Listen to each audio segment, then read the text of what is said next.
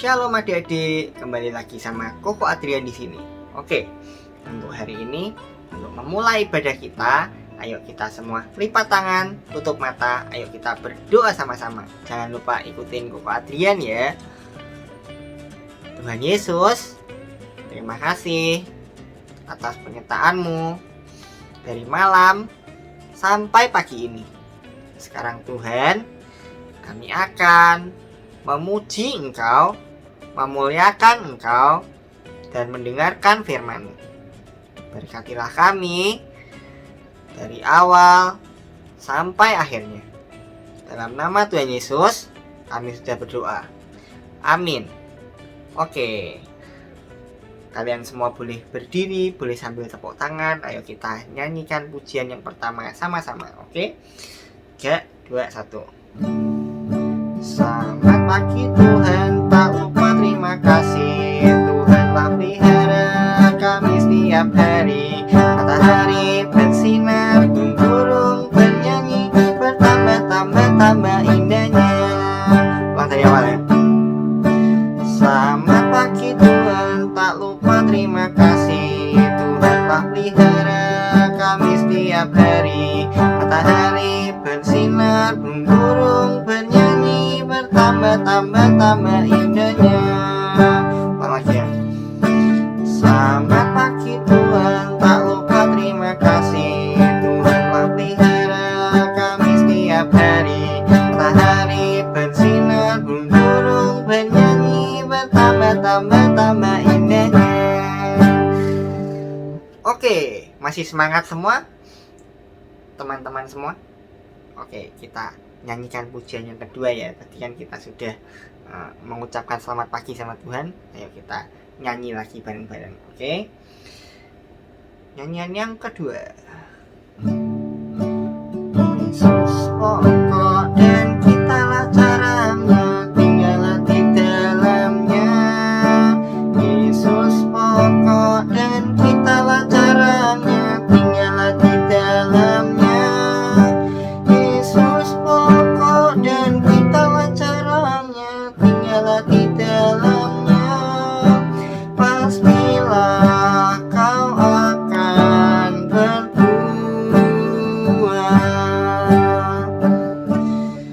Yesus cintaku, ku cinta kau, kau cinta dia.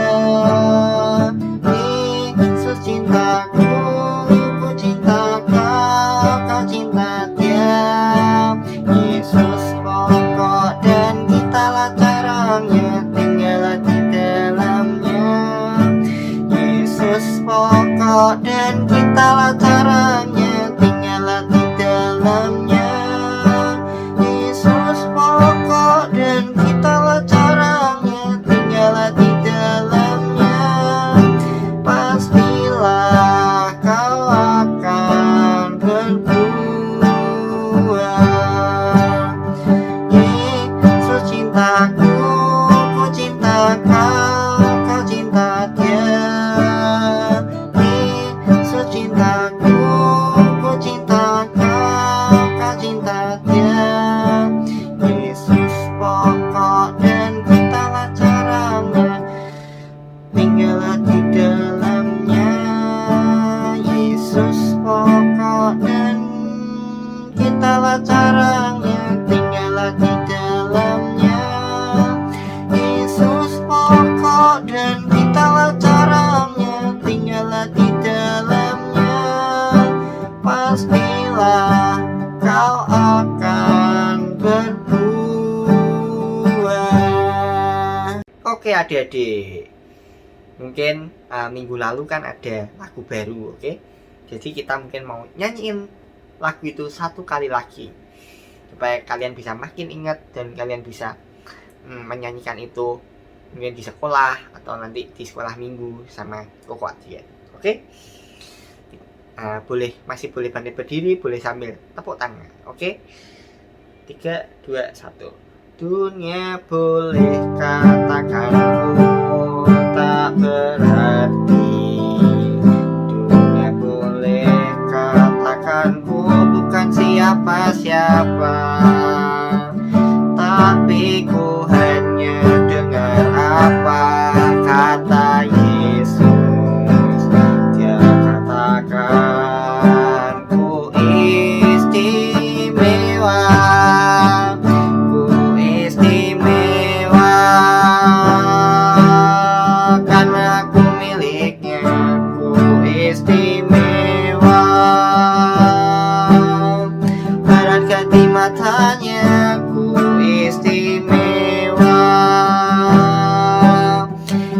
Yesus mengasihiku, Dia lahir dalam hatiku dan jadikanku istimewa.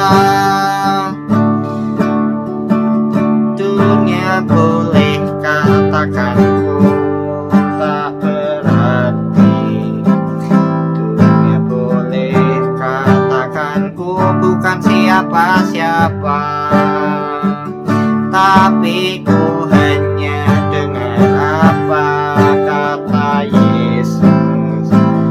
Dia katakan ku istimewa, ku istimewa,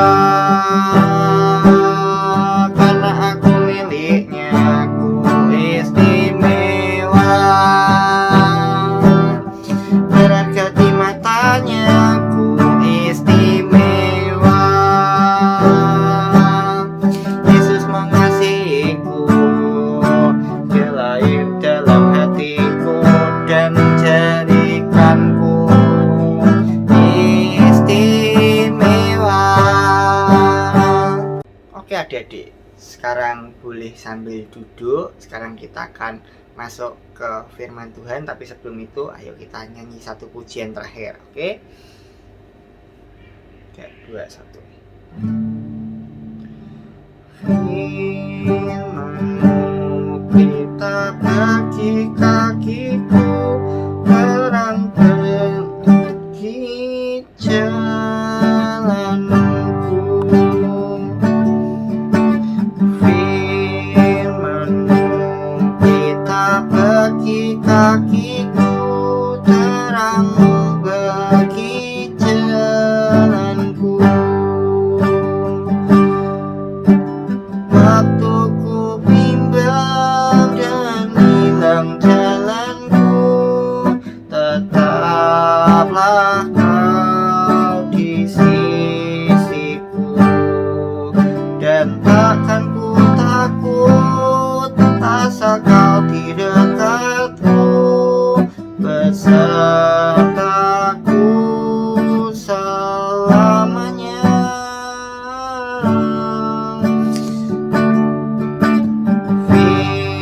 Firman-Mu pelita bagi kakiku, terang bagi jalanku. Firman-Mu pelita bagi kakiku, terang bagi jalanku. Waktu ku bimbang dan hilang jalanku, tetaplah Kau di sisiku, dan takkan ku takut asal Kau di dekatku, besertaku selamanya. Firman-Mu pelita bagi kakiku, terang bagi jalanku. Oke adik-adik, ayo kita berdoa dulu untuk memulai firman kita pada hari ini. Ikutin Koko Adrian ya. Tuhan Yesus, terima kasih Engkau sudah menyertai kami dari awal sampai pertengahan ibadah kami. Sekarang Tuhan, kami akan mendengarkan firman-Mu. Engkau berkati ya Tuhan, agar kami dapat mengerti firman-Mu. Dalam nama Tuhan Yesus, kami sudah berdoa. Amin. Oke, ada yang ingat nggak kira-kira minggu lalu Koko Adrian menceritakan tentang apa? Ya, kalau nggak ingat atau mungkin belum lihat, jadi minggu kemarin Koko Adrian menceritakan tentang bayi Musa. Nah, bayi Musa kemarin, Musa dijagain sama kakaknya ya kan, lewat ke Musa ini dinaikin ke sebuah keranjang gitu ya kan, terus dialirkan gitu di Sungai Nil. Nah sekarang Musa itu kan sudah diambil sama salah seorang putri Firaun, adik-adik. Jadi dia dibesarkan ya kan, belajar bahasa Mesir, belajar ilmu-ilmu Mesir, terus ya udah dia pokoknya dijadiin anak raja. Dia pinter banget ya kan, matematika pinter ya kan, terus ilmu-ilmu yang lain juga pinter gitu. Akhirnya dia dijadiin seorang penguasa gitu di Mesir gitu kan. Tapi dia akhirnya menyadari dia punya feeling gitu kan, dia punya perasaan. Nah itu akan menyambung ke cerita hari ini adik-adik. Jadi Musa ini sudah jadi orang yang sukses, sudah jadi orang yang kaya ya kan, karena anak raja. Dia jadi orang yang pinter gitu, dia jadi penguasa, dia punya banyak bawahan-bawahan adik-adik, punya banyak pembantu, punya banyak orang-orang yang bisa dia suruh gitu.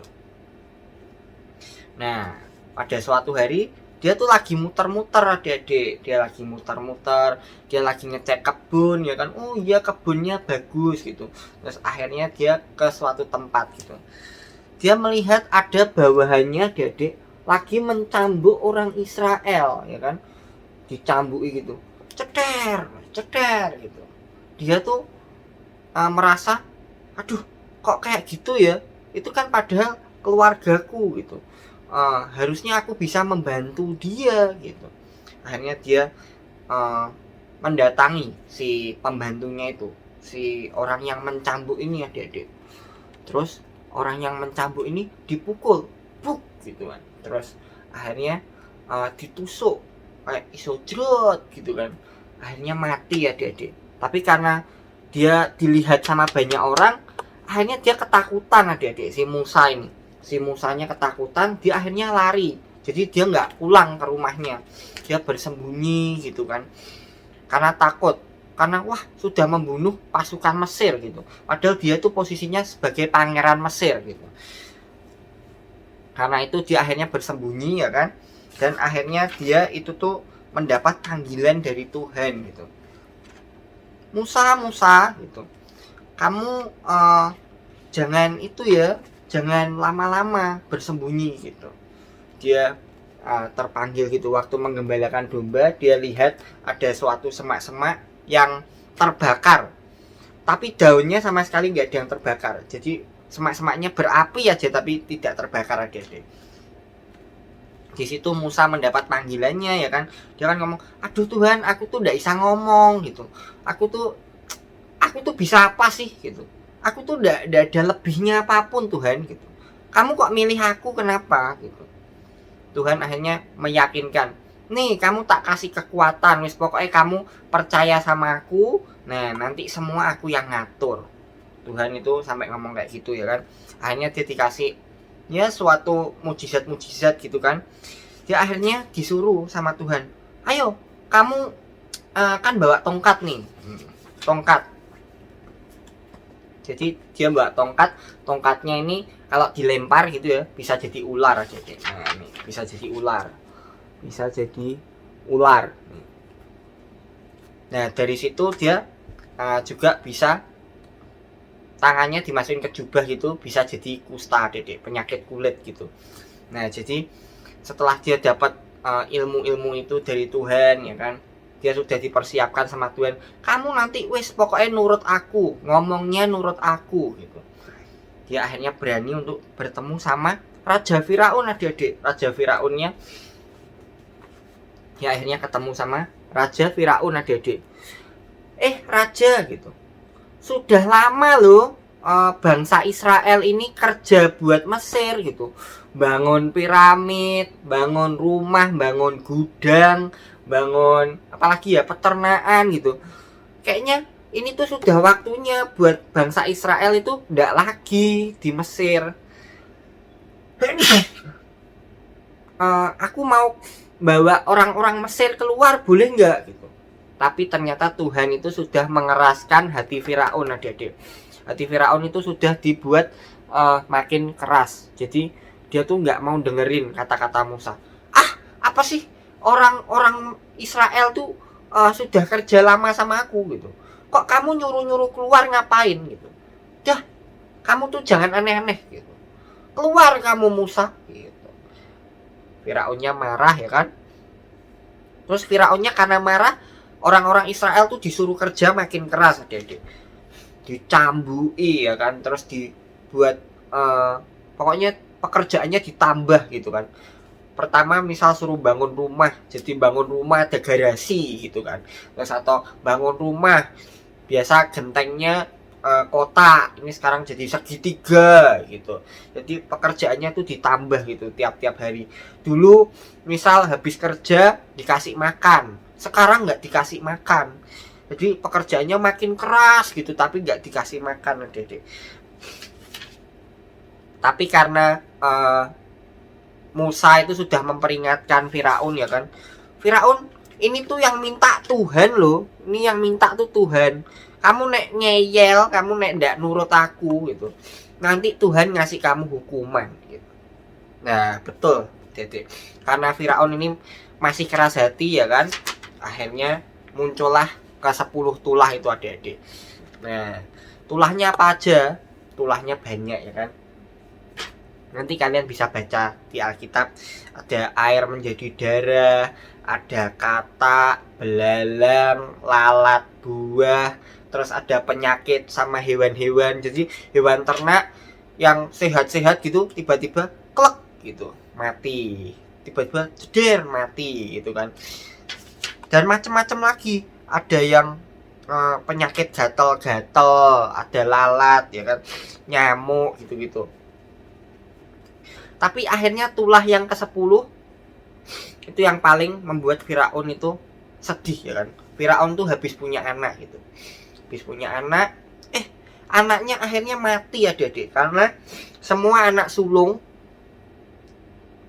di Mesir itu mati.